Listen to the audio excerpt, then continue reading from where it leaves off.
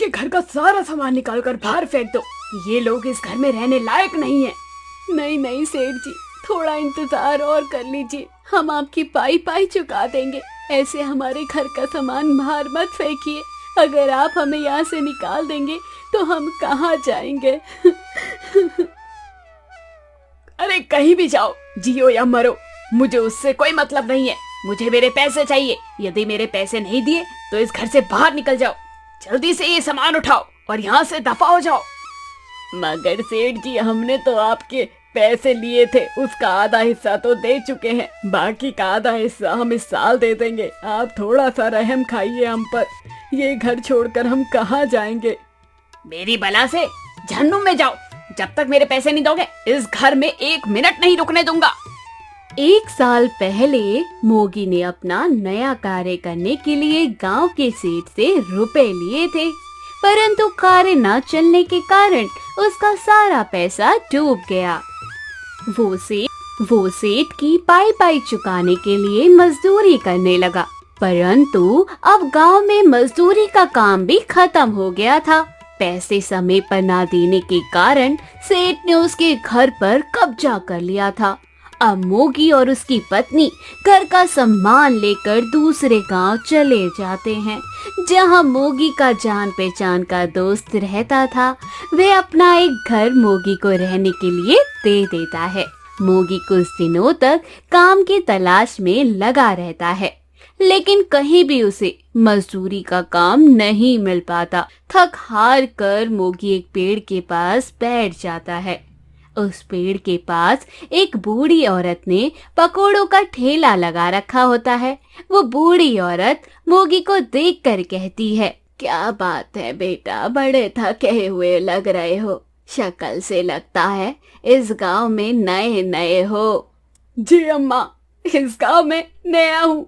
2 दिन से काम की तलाश में घूम रहा हूँ। कहीं काम काज मिलने को राजी नहीं है। अकेले आए हो या परिवार के साथ आए हो? मैं अपने परिवार के साथ आया हूँ। मेरे परिवार में मैं और मेरी पत्नी है। पास में ही हमने मकान किराए में लिया है, लेकिन घर तो ले लिया है, उसका किराया देना और खाना पीना ये सब करना बहुत मुश्किल हो रहा है। इसलिए कहीं काम ढूंढ रहा हूँ अम्मा। बेटा परेशान मत हो, काम ढूंढते ढूंढते तुम्हें भूख लग गई होगी। ये लो बांस के बम्बू के पकोड़े, खा लो। ज्यादा अच्छे तो नहीं है, परंतु इससे तुम्हारी भूख चली जाएगी। लेकिन अम्मा, मेरे पास देने के लिए पैसे नहीं है।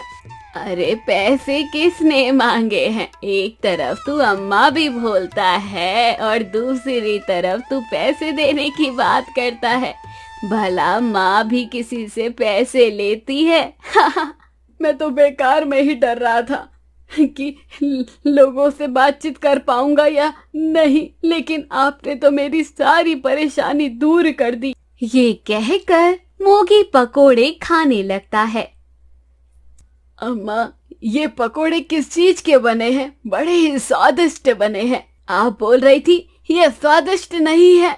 ये ऐसे वैसे कोई पकोड़े नहीं है, ये बांस के बने बम्बू के पकोड़े हैं। क्या ये सच में बांस के पकोड़े हैं? लेकिन बांस के पकोड़े कैसे खाए जा सकते हैं? मैंने आज तक कभी नहीं सुना और ना ये पकोड़े खाए हैं। मुझे तो यही तक नहीं पता कि बांस के पकोड़े भी होते हैं। जो ये तुमने खाए हैं ये बांस के पकोड़े ही हैं और तुम्हें स्वादिष्ट भी लगे हैं। हाँ माँ, वास्तव में स्वादिष्ट है। कृपया करके इसको बनाने की विधि बताइए ताकि मैं अपनी पत्नी को कह सकूं ऐसे ही स्वादिष्ट पकोड़े बनाए। क्यों नहीं बेटा, मैं तुम्हें बांस के बम्बू के पकोड़े कैसे बनाए जाते हैं सारी विधि बताऊंगी। ये कहकर बूढ़ी औरत मोगी को बांस के पकोड़े बनाने की सारी विधि बताती है। यह जानकर मोगी अपने घर चला जाता है और सारी बात अपनी पत्नी को बताता है। यह सब सुनकर उसकी पत्नी कहती है, अजी, काम ढूंढने के चक्कर में आपके दिमाग पर गर्मी छा गई है। बांस के पकोड़े भला कौन बनाता है? अरे तुम मेरी बात समझ क्यों नहीं रही हो? मैं अभी अभी बांस के पकोड़े खा कर आया हूँ। हमारे गांव में पेड़ के नीचे एक बूढ़ी औरत ने बांस के पकोड़े का ठेला लगाया हुआ था और मैं उस औरत से पकोड़े बनाने की विधि भी सीख कर आया हूँ। तुम एक बार बनाओ ना। ठीक है जी, पर बांस के पकोड़े बनाने में जो सामग्री चाहिए वो तो हमारे पास है ही नहीं। बूढ़ी अम्मा ने बताया था कि हमारे गांव के पीछे पहाड़ियों में ऐसे बांस है जिनके पकोड़े बनाए जाते हैं। ठीक है, आप शाम तक ले आइए। मोगी ये कहकर गांव की पहाड़ियों में बांस लेने चला जाता है और शाम तक बांस ले आता है और मोगी बूढ़ी अम्मा के द्वारा बताई गई विधि के अनुसार बांस के पकोड़े बनाता है। कुछ समय पश्चात पकोड़े बनकर तैयार हो जाते हैं। मोगी और उसकी पत्नी दोनों पकोड़े खाते हैं और दोनों को पकोड़े बहुत स्वादिष्ट लगते हैं। अजी, आप सही कह रहे थे, ये पकोड़े तो बहुत ही स्वादिष्ट हैं। हाँ, ये तो तुमने सही कहा। ये पकोड़े तो बिल्कुल वैसे ही है जैसे कि बूढ़ी अम्मा के पास खाकर आया था मैं। मोगी जी, क्यों ना हम बांस के पकोड़ों का ठेला लगा लेते हैं। हमारे पास कोई काम भी नहीं है और हम ये पकोड़े बनाना सीख गए हैं और लोगों को ये पकोड़े पता भी नहीं है, लेकिन वो लोग पहली बार खाएंगे तो उन्हें काफी अच्छे लगेंगे, तो इससे हमारी अच्छी कमाई भी होगी। तुम सही कह रही हो, पर हमारे पास तो बूढ़ी अम्मा के जैसे पकोड़ों वाला ठेला तो है ही नहीं।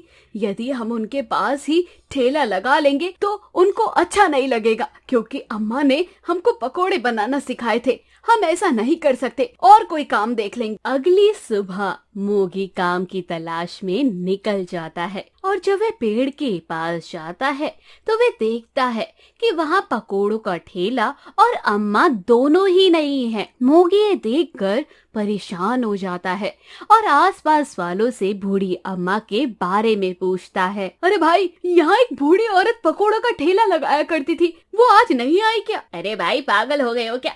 यहाँ कब से पकोड़ों का ठेला लगने लगा? भाई, मैं सच कह रहा हूँ, मैंने यहाँ एक बूढ़ी अम्मा का पकोड़े का ठेला देखा हुआ था और यही मैंने पकोड़े खाए थे। अरे भाई, तुम इस गांव में नए लगते हो। मैंने आज तक यहाँ किसी को अम्मा और किसी को पकोड़े बेचते हुए नहीं देखा। मोगी बहुत से लोगों से बूढ़ी अम्मा के बारे में पूछता है और उससे पता चलता है कि यहाँ पर कोई अम्मा और पकोड़ों की दुकान नहीं थी और ये सुनकर वह बहुत हैरान हो जाता है और वह अपने घर आ जाता है और वह सारी बातें अपनी पत्नी को बताता है। सारी बात सुनकर उसकी पत्नी कहती है, यदि ऐसा है तो ये भगवान का कोई चमत्कार है। भगवान ने हमें पैसे कमाने का रास्ता दिखाया है। आप आज ही अपना ये ठेला लगा लो। मोगी अपनी पत्नी की बात सुनकर अगली सुबह से ही अपना ठेला लगा लेता है। उसके पकोड़े लोगों को बहुत पसंद आते हैं और दूर दूर तक उसके पकोड़े मशहूर हो जाते हैं। देखते ही देखते मोगी के पास काफी पैसे आ जाते हैं और वे अपना पुराना घर को भी छुड़ा लेता है।